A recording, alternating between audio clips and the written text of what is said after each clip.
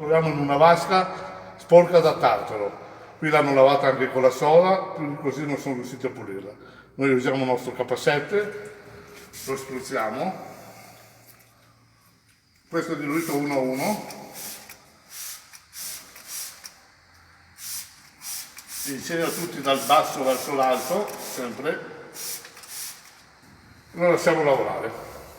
Come vedete più avanti ne abbiamo già fatto altre prove, perché prima era qui il titolare, adesso è andato un attimo via. Di qua ne abbiamo fatto un'altra.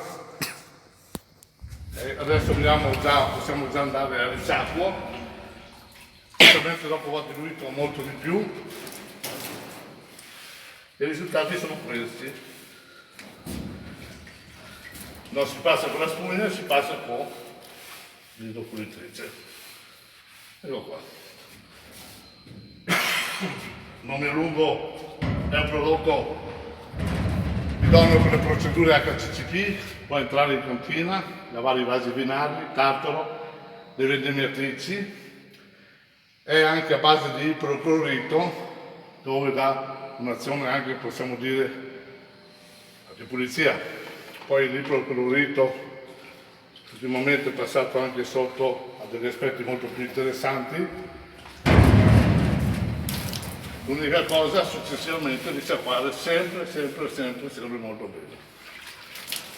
Laddove io non ho buttato il prodotto, però è scivolato giù, solo con la forza dell'acqua, una parte viene via.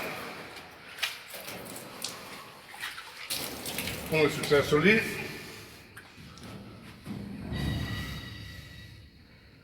Ok?